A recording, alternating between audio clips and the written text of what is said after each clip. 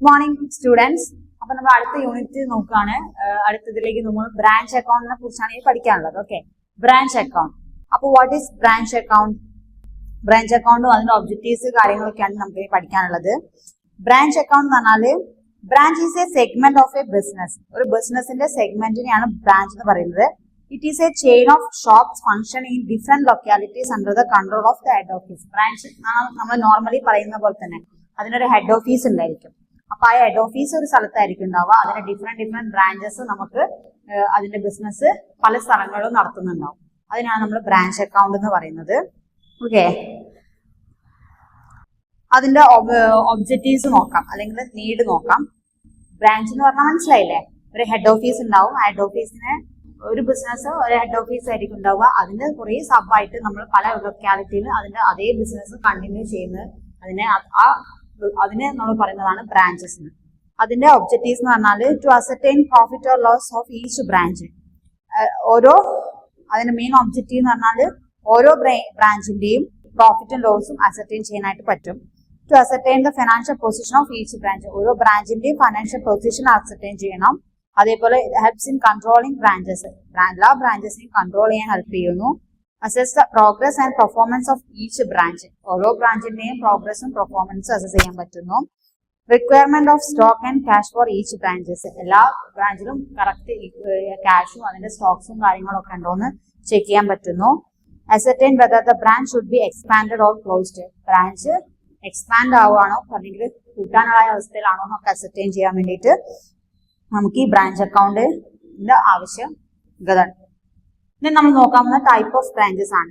Mainly there are three types of branches ആണുള്ളത്. അത് departmental branches, dependent branches, independent branches and foreign branches. Okay, dependent branches എന്ന് പറഞ്ഞാൽ എന്താ? The branch which does not maintain a complete record of its transaction is set to be dependent branch. Dependent branch എന്ന് പറഞ്ഞാൽ ഇത്തരം ബ്രാഞ്ചുകളിൽ ഒരു ട്രാൻസാക്ഷന്റെ complete record maintain ചെയ്തിരിക്കില്ല.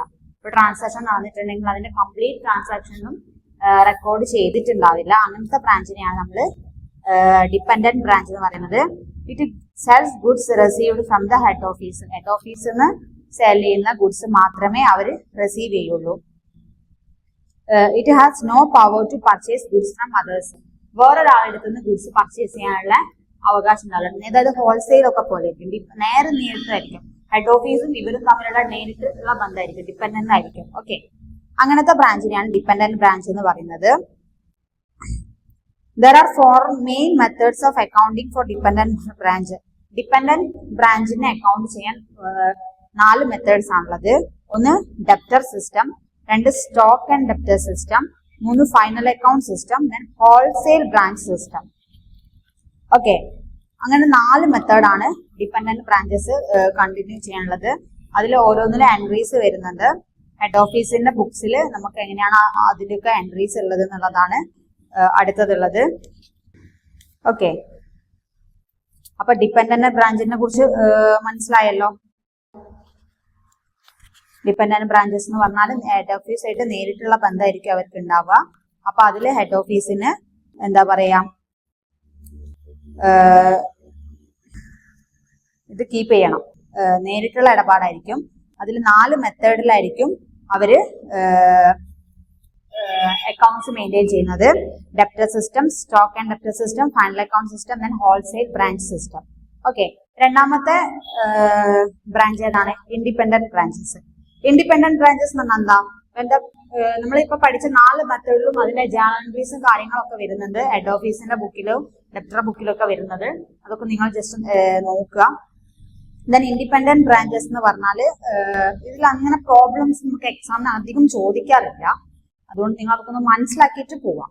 Okay, independent branches എന്ന് പറഞ്ഞാൽ എന്താ? when the size of the branch is very large, their working becomes very complex.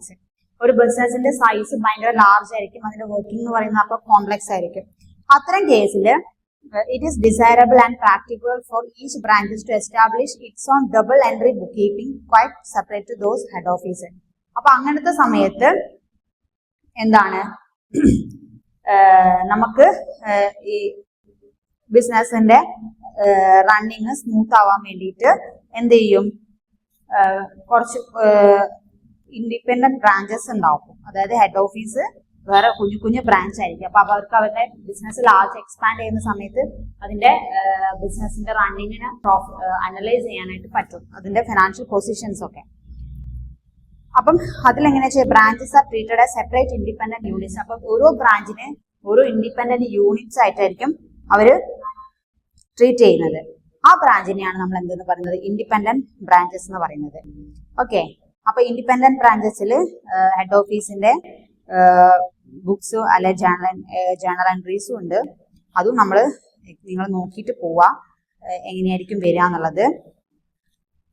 മൂന്നാമത്തത് foreign account ആണ്. ഓക്കെ, അത് നമുക്ക് മെയിൻ ആയിട്ട് ഒരു കാര്യം ഞാൻ വിട്ടുപോയിട്ടുണ്ട്. ഡെപ്റ്റർ സിസ്റ്റം എന്ന് നമ്മൾ പഠിച്ചല്ലോ. ഡെപ്റ്റർ സിസ്റ്റത്തിൽ അത് ജസ്റ്റ് ഒന്ന് ഞാൻ പറഞ്ഞുതരാം. ഫസ്റ്റ് നമ്മൾ ഡിപെൻഡന്റ് ബ്രാഞ്ചിൽ വരുന്ന ഫസ്റ്റ് മെത്തേഡ് ആണ് ഡെപ്റ്റർ സിസ്റ്റം. ഓക്കെ, ഡെപ്റ്റർ സിസ്റ്റത്തിൽ എങ്ങനെയാന്ന് വെച്ചാൽ അതിൽ under this method the head office prepares a branch account for each branch. Its purpose is to ascertain profit or loss made by each branches. അതായത് ഈ മെത്തേഡില് head ഓഫീസിനെ എന്താ പറയാ branches account ആയിട്ട് prepare ചെയ്യുന്നു. അപ്പൊ എന്ത് ചെയ്യുന്ന വെച്ചാല് അതിന്റെ പർപ്പസ് എന്തിനാ വെച്ചാൽ ഓരോ ബ്രാഞ്ചിന്റെയും പ്രോഫിറ്റും ലോസും എങ്ങനെയാണെന്ന് അസർട്ടൈൻ ചെയ്യാൻ വേണ്ടിയിട്ടായിരിക്കും അങ്ങനെ ചെയ്യുന്നുണ്ടാവില്ല. Such branch account is of nominal nature. അത്തരം അക്കൗണ്ട് നോമിനൽ നാച്ചുറൽ ആയിരിക്കും. Okay, head office may send goods to branch either at cost price or selling price.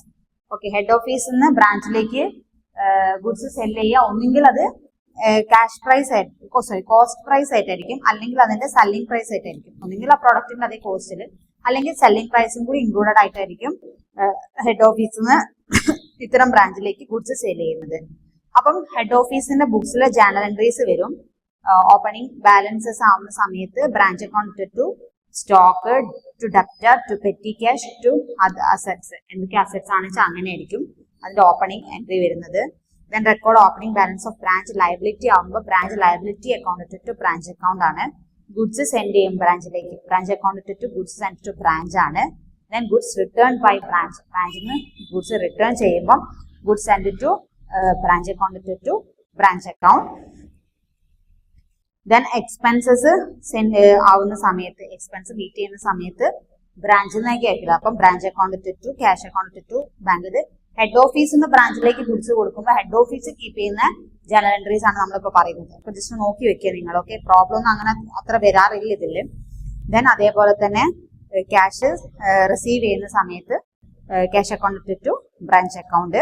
Then record close ചെയ്യുന്ന സമയത്ത് branch stock account to debtor account to petty cash account to bank. Then liability close ചെയ്യുമ്പോൾ branch account to liability. Then profit transfer ചെയ്യുമ്പോൾ branch account to general profit. Then balance, goods balance ആവുന്ന സമയത്ത് goods send to trading അക്കൗണ്ടിലേക്ക് send ചെയ്യുന്നത്. അപ്പൊ ഇത്രയും കാര്യങ്ങളാണ് branch അക്കൗണ്ടിൽ നമ്മൾ പഠിക്കാനുള്ളത്. ഇപ്പൊ ബ്രാഞ്ച് അക്കൗണ്ടിൽ നമ്മൾ ജസ്റ്റ് ഒന്ന് ഓടിച്ചിട്ട് പോയതാണ്. നിങ്ങൾ നന്നായിട്ട് നിങ്ങളെ കയ്യിലുള്ള ഇത് വായിക്കുക. അതിൽ മെയിൻ ഡെപ്റ്റർ സിസ്റ്റം ആണ് ഇപ്പൊ നമ്മൾ പറഞ്ഞത്. ടൈപ്സ് ഓഫ് ബ്രാഞ്ചസിൽ dependent branch, independent branch, foreign branch. Dependent ബ്രാഞ്ചിലാണ് ഡെപ്റ്റർ സിസ്റ്റം. കുറെ സിസ്റ്റം, 4 സിസ്റ്റം വരുന്നുണ്ട്. അതിൽ debtor system, stock and debtor system, final account, wholesale branch system.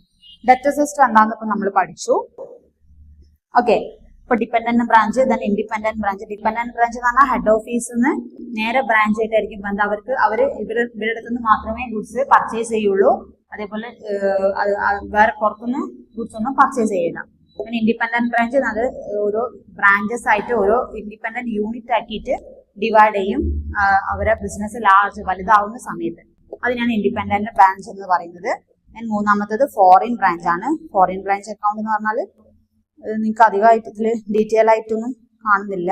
അപ്പം ഇത്രയും കാര്യങ്ങളും അതിന്റെ ജേണൽ എൻട്രീസ് ആണ് നമ്മൾ നോക്കിയത്.